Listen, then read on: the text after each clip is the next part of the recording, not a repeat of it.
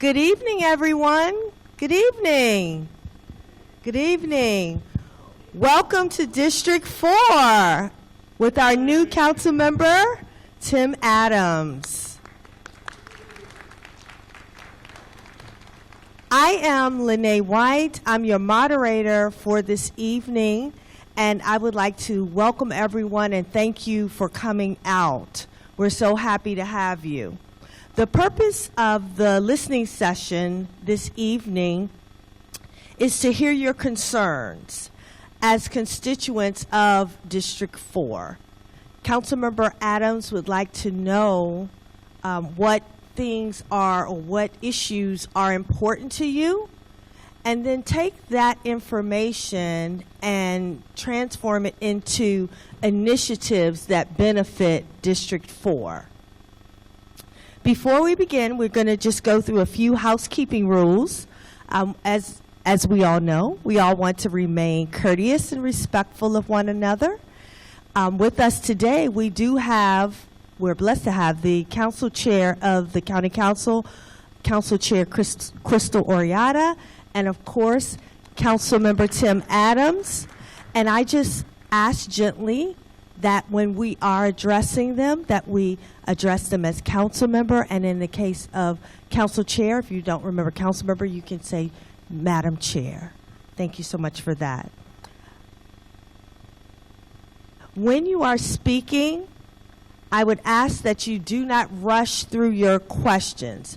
And the reason being is that the information or the concern that you're speaking about is being translated. So if you speak too fast, it will get very muffled in the translation.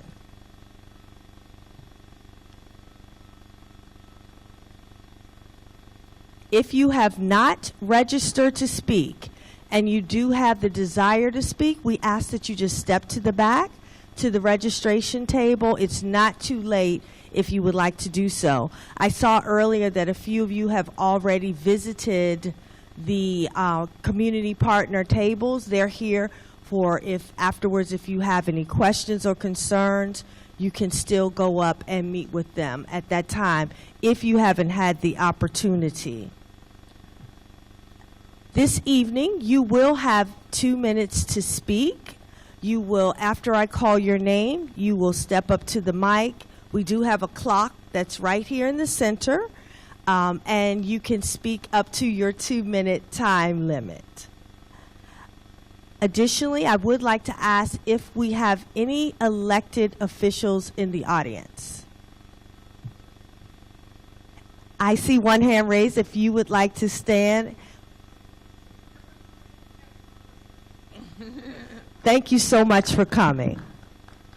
I thank you all for your patience. At this time, I am going to turn it over to first our chair of the County Council, Council Chair Crystal Oriata, and then from there we will hear from an introduction from Mr. Councilmember Tim Adams. Thank you. Thank you. Just want to say good evening, everyone. I have a pleasure of representing District 7, so sadly not you all, but mostly inside of the Beltway, Capitol Heights, District Heights, Morningside, Sea Pleasant, down to Iverson Mall. But I do have the pleasure of serving as chair, and when you serve as chair, it gives you an opportunity to look at the entire county, not just your district. I'm honored to be here with the council member. I'm glad that he's doing these listening tours, because when we talked and he stepped into this role, I said the most important thing you can do is listen to your community. He said that's the number one thing he wants to do, is hear what you all want, because I always say the best advice I can give is that we're not the smartest people in the room. We do not know everything, and we have to expand our thoughts to include the thoughts of those that we serve. And so I'm here to listen and to make sure that I hear directly from his residents, and that I'm in the best position to support him as he moves forward an agenda that focuses the needs of your district. Hey, first and foremost, good evening, and thank you for being here. You know, my name, as you've heard, Tim Adams, and I represent you, District 4. The reason we're here tonight is I always say that the best thing any leader can do is to understand and know what it is those constituents in this case really want. You know, some have come up to me and said, well, what's your agenda? My agenda is you. My agenda is actually understanding what's important to you. Now, I want to let you know that a little about me. As you know, I've lived here in Prince George's County for over 30 years. I've grown my business, raised my family. And as some of you may know, I served as mayor of the city of Bowie. And so coming into District 4 is a matter of being able to do those things that we saw in Bowie and everywhere else, but also the best practices for all of you. And most importantly, to hear from you. You know, we don't want anything to get lost in translation. I want to know what's important to you. Now, as you're probably aware, we put out surveys and some other things, and we've talked to people. We've gone around. And I think it's important that I let you know that, for one, you know, we've also brought resources with us tonight. And as you can see by some of the tables and all, for those things that you may have some in-depth or really want some response to this evening, that they're there to help and do that. I believe we have someone from the Comptroller's Office, from 311, the Office of Community Resources, DPWT, and the Department of Finance are all here to connect you with the services you may need. Now, it has been a busy a couple of months since I've come in, candidly. And I would like to let you know that I started off my day with a great tour of Greenbelt. You know, it is so important, I think, that we understand the community we have here. You know, it was interesting to go around, meet the people, but also to see how engaged you are. And I think an example of that is you showing up here tonight. So I think it's important that we continue to hear what you need and hear what you want. Now, we've done some of those surveys and we've talked to people, and there are some things that have come out that we need to look at and work with. And some of those are making sure that we take care of senior service, environmental sustainability, education and youth opportunities, government modernization, affordable housing, health and mental health services, public EV infrastructure, of course, safety and protections for our immigrant communities. BARC is a big issue that has come up, as well as making sure that we have the fire department staffing that we need. And that's something that I understand very well.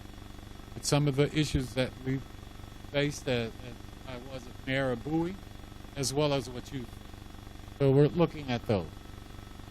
And of course, we can't go without saying about there's still a strong interest in the FBI coming. Now, we will continue to, and I will continue to support that move. But right now, we need to make sure that we take care of the immediate problems we have. And those immediate problems are those that are going to help us as a community moving forward. So I just want to again thank you for allowing me to be here with you. You know, I look forward to continuing to listen and understand and make sure I move all of your agenda items as best we can forward. And so having said that, I guess I can turn it back over to our moderator. But again, thank you all so very much for being here. Thank you, Council Chair, and thank you, Council Member Adams. The first three will be Ala Flores, Kathy Bartholomew, and Kim Bitter. Thank you. Good evening, Councilmember Adams and neighbors. I'm Hala Flores. I'm 27-year resident of Alexis Drive and a retired professional environmental engineer. My career was dedicated to the infrastructure of this region at SHA, 2 counties in Maryland, and WSSC. For 5 years, I have maintained 2 zero-trash loops in Glendale, removing 8 tons of debris. In that debris, I see more than environmental impacts. I see the vulnerabilities of our community. Just this afternoon, my loop intercepted a valid Maryland Real ID that would have been lost to the storm sewer. This is a sign from the universe, and when we act as stewards, we are not just cleaning water, we are restoring protection to the people.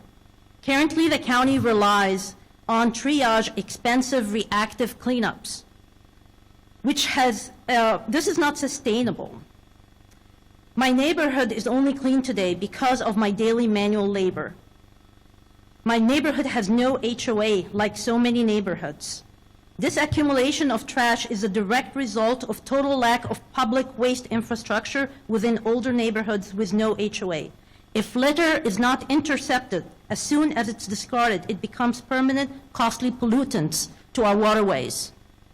I'm formally requesting 5 permanent dual unit stations on Highbridge Road, Fannin Drive, and Alexis Drive.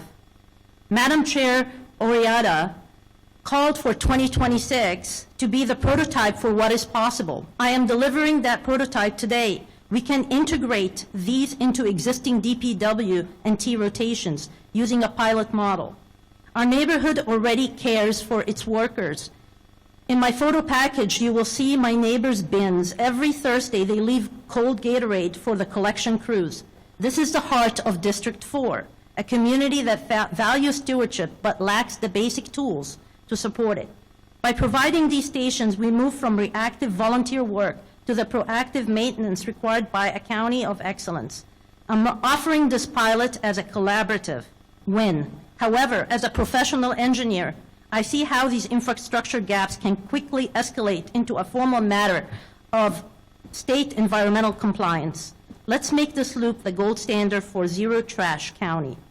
This package here includes my full data maps and a fact sheet. Thank you. Could you repeat that dual use? What was it? Dual use? Dual unit. Good evening, Councilmember Adams and Madam Chair Moriata. Many of us have lost confidence in the county leadership when we see efforts being made to limit or eliminate public involvement and input in decisions regarding land use, data centers, and other major projects. The plans we hear about do not grow out of our very real needs, goals, and plans of the community as expressed in Plan 2035, numerous sector plans, and the Climate Action Plan. How would you help move the County Council and Executive toward more inclusive decision-making that will align with Plan 2035, sector plans, and the Climate Action Plan?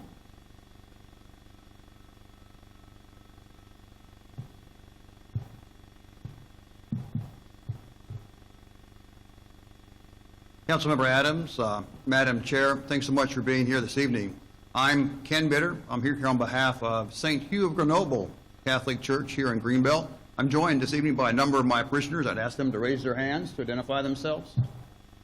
And also on behalf of our pastor, Reverend Walter J. Tappy. We're here just to ask for your assistance on an issue that I believe you've been briefed on a couple of weeks ago, but wanted to provide input from the parish perspective. We have an empty school building. About 15 years or so ago, it closed. We have an opportunity with St. Jerome Institute, an independent Catholic high school in Washington, D.C., who would like to move to Greenbelt, and I can't blame them. It's a great area to be. They would come in and remodel the building. They would help us out. Right now, our building's only used for Catholic religious education, and occasionally we do offer the gymnasium to the Greenbelt Police Department for their training as well. The issue is zoning. My understanding is that with the zoning, the recent rezoning in Greenbelt, that property of the school, as well as the fire station next to our property, has been zoned as residential. That precludes them from getting a occupancy and use permit, obviously a requirement in order to move forward with that particular project. Asking for your help this evening to help expedite that and make that happen so that we can get it zoned appropriately get that use and occupancy permit issued, move forward with the signing of the lease, and then move forward in having St. Jerome Institute as a new neighbor in Greenbelt. Thanks for your help. I appreciate it. Thank you. Our next three are Shirley Pat Owens, Donna Lochner, and Patrick Bittinger. I start? Hi. Actually, I was thinking of giving up my space because originally my issue was fairly minor. It was what can be done about terrain in those motorists driving cars with enhanced motors, that is, no muffler, from using Crescent Road, which is across from our town center, as a drag strip starting at 5:30 a.m. in the morning. However, that's probably an issue more appropriate for our city council. So I thank you for listening. I did want to say that there are larger issues here to be addressed. I've heard some eloquent speakers, and I'm very happy to be part of a community with high civic engagement and with public officials who are willing to listen. Thank you. Madam Chairwoman, Councilmember Adams, welcome to Greenbelt. I knew tonight there were going to be many grave issues that needed to be brought to your attention, and I don't want to take up too much of your time because those are so important. But I just wanted you to have some good news about fun things happening in Greenbelt. I'm the volunteer coordinator for the Greenbelt Makerspace Tool Library, a cooperative here. It's quite unique, the only one in Prince George's County as far as I know. We're all volunteer organization. We lend out tools instead of books. We have repair cafes to help people fix things, to keep them out of the landfill. It's just a fun organization and so worthy. Now, we'd love to give you a tour anytime. I have cards about our Greenbelt Makerspace Tool Library. Cards for everyone if they want them. So, just wanted to let you know about it. And I have a quick question. Have you thought about what kinds of projects you're going to fund with your special appropriations grants coming up? Just a question. Thank you for thinking about the Greenbelt Makerspace Tool Library. Okay.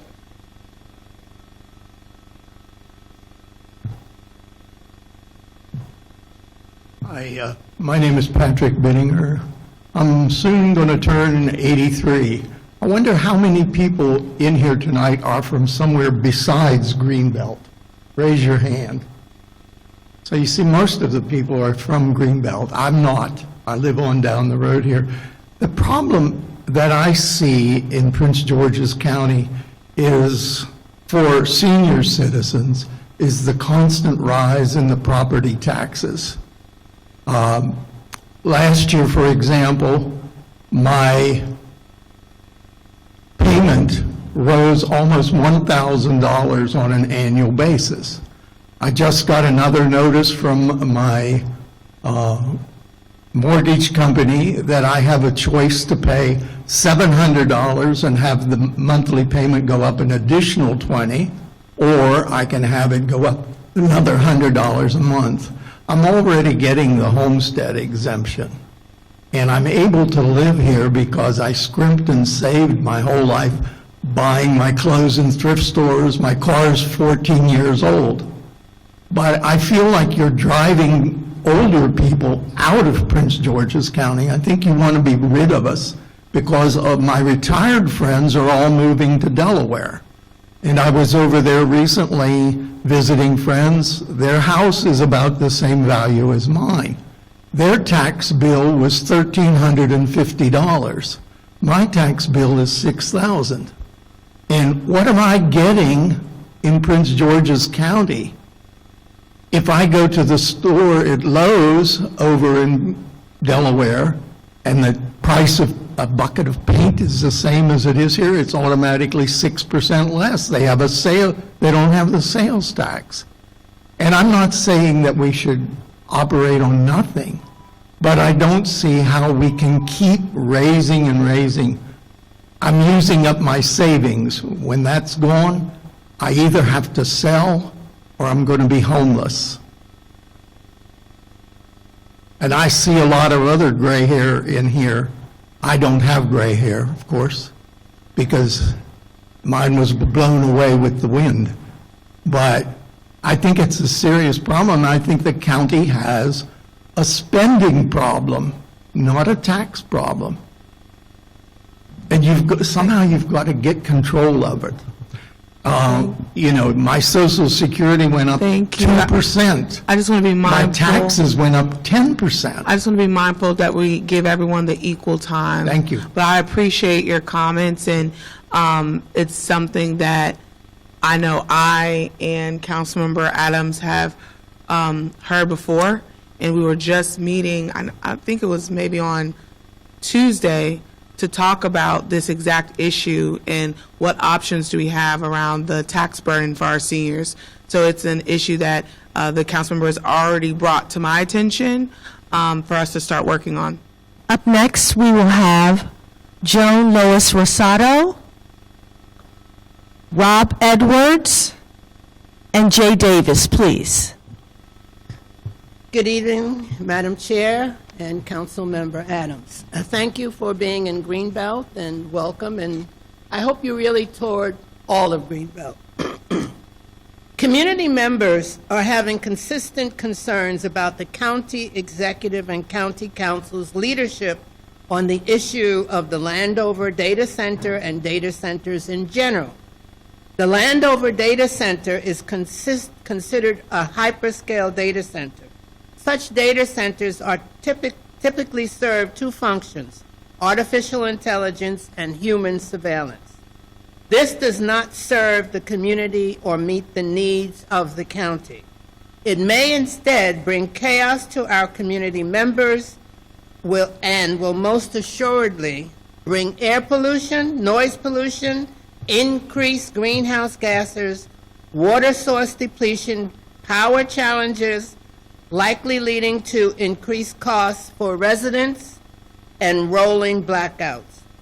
What is your stance on hyperscale data centers?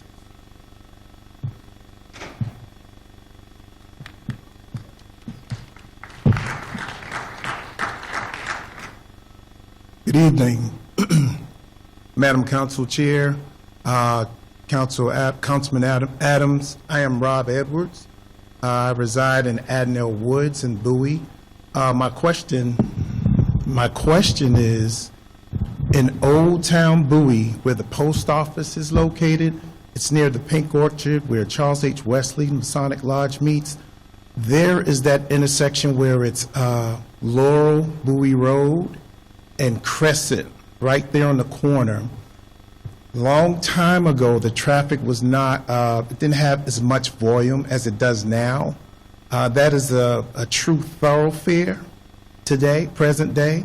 So those who are coming from the Bowie State direction, heading up 564, a lot of times when you come over that overpass, that's where Amtrak, all of the Amtrak and MARC trains go, they speed, they come fast, and it's bi-directional. So my question is, what will it take for a traffic light to be installed at that intersection? Persons sometimes come and turn by the Huntington Community Center and come up behind that intersection to avoid accidents. So when you look left, you look right, by the time you pan back this direction, cars are speeding. It's dangerous. When you have young drivers, senior drivers, and persons in the middle like myself, I now go behind Huntington and come up by the old post office in fear or just concern of not, getting into an accident. Thank you.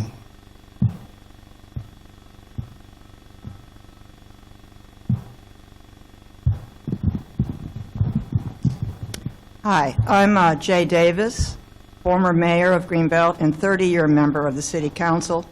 Now I'm retired. I do have two questions tonight. First of all, the recent federal decisions, job reduction, and executive orders and policies have greatly impacted Greenbelt, as well as the county and the state. So we have very great concerns about two properties and their future.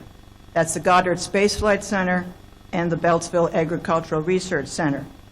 So my first question is what do you, as council member, hope to do to save and protect those two agencies and their parcels of land, which are very important? The second issue I have is the undeveloped land near the Metro, which was supposed to be the FBI building.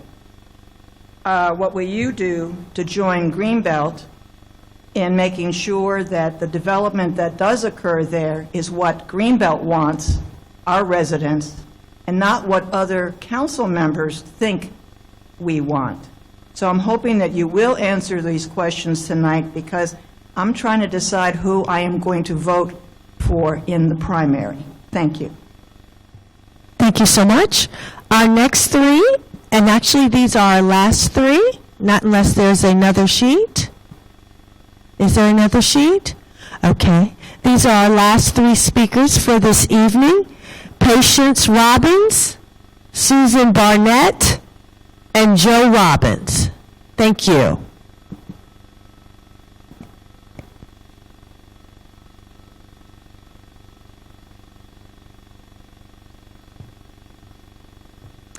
Good evening. I'm Patience Robbins, Madam Chair and Councilmember Adams. I'm so grateful to be here tonight with you in Greenbelt, and that grateful that you would offer this listening session for all of us. And my question is simply, how will you be a voice for our community? Public speaking, always a pleasure. I'm Susan Barnett. I live here in Greenbelt, and I wanted to first echo on Jay Davis's comments and add to that a little bit that not only Beltsville Agricultural Research Center and NASA Goddard are under threat, we also are concerned about Eastern Ecological Science Center of the USGS at Patuxent Research Refuge. That is being threatened, and NOAA as well is a county agency that, it's not a county agency, it's a federal agency located in the county. And that has gone through significant decreases in funding and staffing, and that's an essential service. We need National Weather Services to help us plan and prepare for weather events. All of these agencies, ARC, NASA, NOAA, and Patuxent, are all essential agencies. So I hope that you can find your way to express support for these agencies and contact federal representatives to persist with that support. I also wanted to comment on the history of your seat.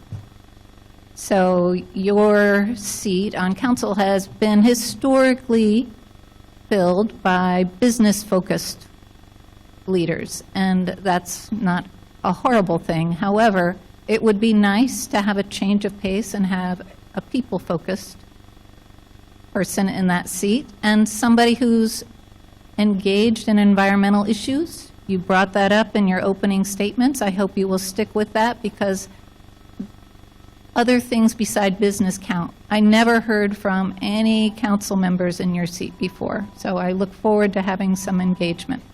Thank you.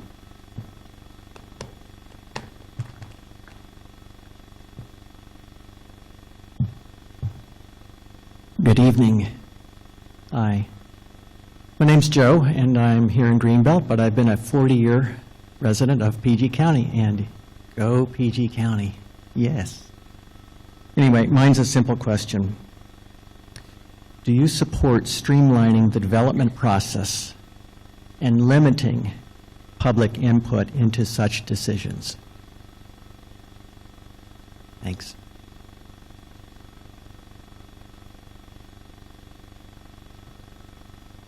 My apologies. We do have two last constituents that would like an opportunity to speak. And I would like Robert Johnson and it looks like Miss Robinson to come forward. Robert Johnson and then Miss Robinson. Good evening. My name is Robert Johnson. I'm a resident of Bowie, Maryland. I just have a statement to make regarding data centers. So Prince George's County is experiencing rapid data center expansion driven by regional demand for cloud computing, AI, and digital infrastructure. While data centers bring investment, without equitable land use planning, they can deepen environmental, health, and economic disparities, particularly in black, brown, low-income, and historically marginalized communities. The key impacts, community impacts, number one is land use and community displacement. Data centers require large parcels of land, often near residential neighborhoods. Currently, Councilwoman Oriata, you have done some work in this space, and I appreciate that. But the 300-foot buffer zone that's being that has been recommended, in my opinion, is not large enough. And I think it was 500 feet for a religious facility. Meaning, rezoning industrial or mixed-use land reduces space for affordable housing, small businesses, and green space. Increased land values drive property tax pressure and displacement. Why is this an equity concern? Communities with limited political power are more likely to host high-impact infrastructure without commensurate benefits, right? The public health and environmental burden. Data centers contribute to increased air pollution from diesel backup generators, that's proven, higher noise pollution, elevated heat islands, which effects due to large energy-intensive buildings, increased stormwater runoff from impervious surfaces. Data centers also, the large ones, can use up to 500,000 gallons of water per day. And we've had numerous water main breaks within our county. Health impacts linked to these conditions are asthma and respiratory illnesses, often associated with our most vulnerable populations, our youth and our seniors, cardiovascular stress, and sleep disruption and mental health strain. Environmental justice reality, communities already facing higher asthma rates and poor air quality bear the cumulative burden. At the end, I see my time is decreasing, but I'll just make one last statement. Why is this a climate and justice issue? Climate change increases heat, flooding, and infrastructure stress. Data centers intensify energy demand and emissions. Justice 40 principles, which is the only thing, one of the few things that have been agreed upon between our Congress. Justice 40 principles require 40% of benefits make sure we're to reach mindful disadvantaged communities. of everyone's time. And because you did ask about the legislation, I do want to address that for clarity, because I saw the Council Connections put out about the legislation that myself and some of my colleagues are moving forward, and it was mistaken. The only thing that I'm doing is what I promised the residents, is repealing what another council member did, which was allow for data centers to skip the zoning process so that it was never heard publicly. And so I promised to repeal that. I don't believe in a process that takes out the community and the council, and my legislation simply repeals it. I'm emphatically against data centers anywhere, and so that's where I've been. It's where I continue to be. But I just want to make sure I'm clear that the only bill that I'm putting forth repeals the process to include community input and council input.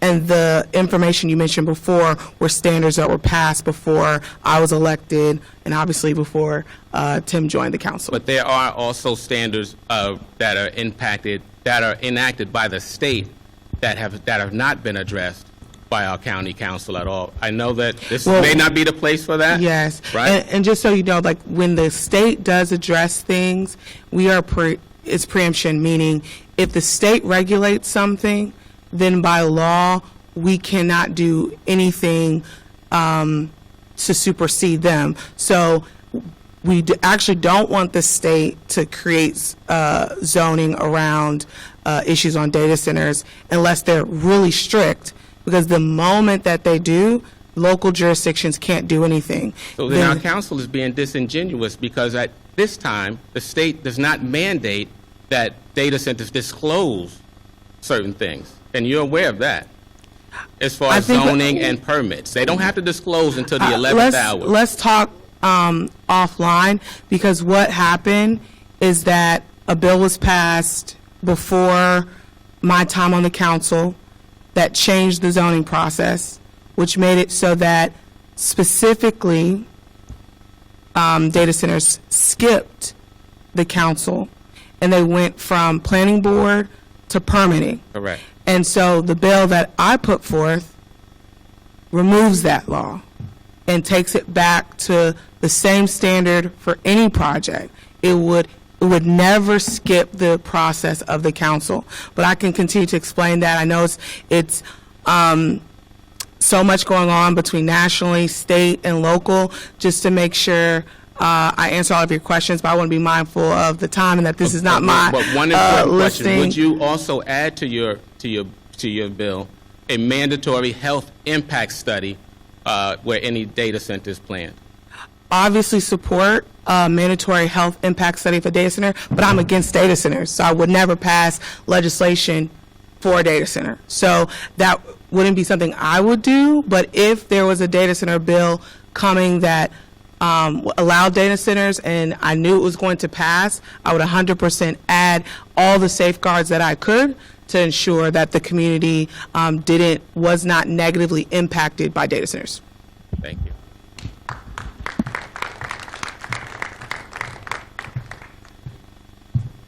Hi, good evening. Thank you for listening to me. I do live in the area in Prince George's County, resident. My issue also is on environmental justice, environmental pollution, health of your community, air, and all of that. I guess it's been about 4 years ago now. Somebody had the bright idea about putting marijuana, smoke, and other drugs and making that legal in our county. No one provided any others, once that became legal, nobody pushed anything if it becomes a nuisance or an aggravant to neighbors in your community for health. Nobody in our county, I've been searching terribly about this. It's just legal. Doesn't matter if you're driving in your car, you have a whiff, people are living next door to you, whatever. And it doesn't matter about how it affects your health. I understand that might be a law with folks living in apartments. We have people that have HOAs and other homeowners associations. This never used to be. I recall breathing in pure O2 as best as possible, 2 oxygen atoms, or used to. Now, everything else. There's no one that I can call, 7 fans on my deck to keep this type of pollution from coming into my house. It's in my HVAC. How would you like waking up 2 in the morning, at all times of the night, all times of the day, having your house inundated with this odor, smell, smoke, and all of that, causing a lot of respiratory problems. I have yet to hear anything with our community to address this. I have nobody to call, no attorneys, nobody, no nothing. I would hope that you all would really take this into consideration because it is a terrible issue. And my home that I've lived at for over 35 years, now it's just inundated, almost 24 hours a day. Thank you.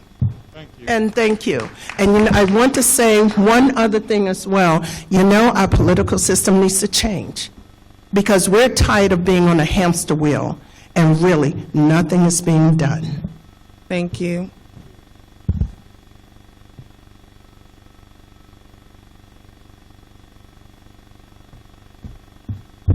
Thank you, everyone, for coming forward with your issues.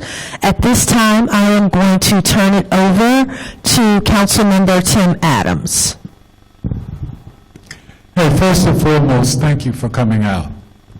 For those who don't know, a part of my history is I am very engaged when it comes to the environment. You may not know that I'm a commissioner from the state on the Coastal Area Commission, where we're looking at the environmental impacts that are going on around our state. I want you to understand that we understand that you need to have your voice. That's why I'm so glad tonight, where people can just speak very freely and directly about what the issues are. Now, I understand that you have concerns, but that's why we're here. See, I need you to understand that I am on the council to represent you, to be your voice, to be able to make sure that we understand, as someone talked about a little earlier, that we make sure we bring that sense of humanity throughout our entire government, and particularly with our county council. You know, I believe that when you look around Greenbelt, you see a community that pulls together and stays together.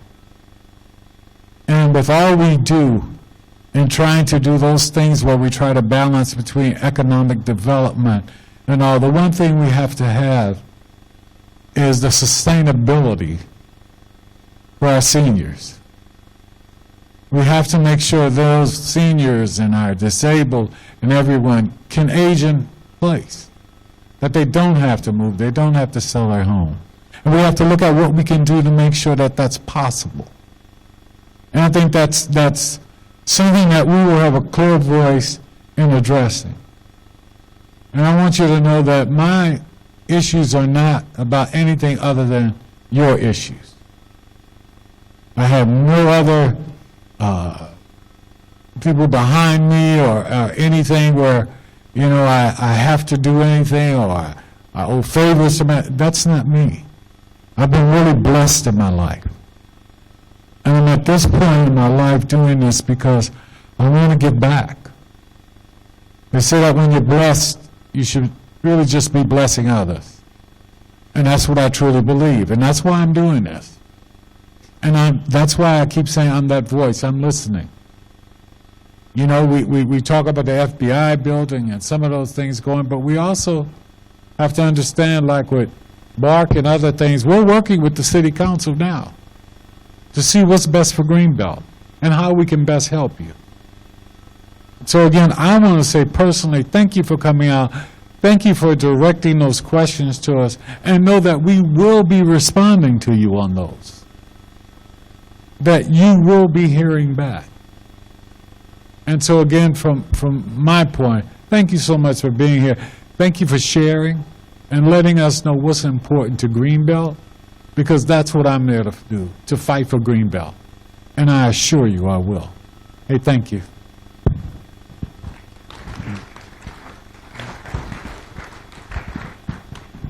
I'll just echo Councilmember Adams' sentiment, and I thank you just for inviting me to come and hear directly from your residents, because sometimes the issues and concerns are different, right?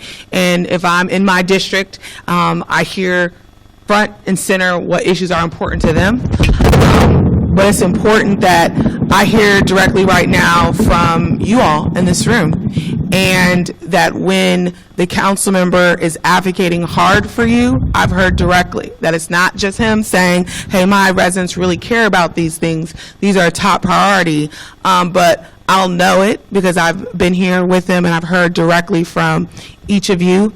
I took lots of notes. There were some great ideas around pilot programs and programs like the tool closet. I literally had been talking to the library system about wanting something like that. I did not know that it existed in Greenbelt. And so we don't need to reinvent the wheel, but lean into things that already exist in our community. Some amazing questions about transparency and development.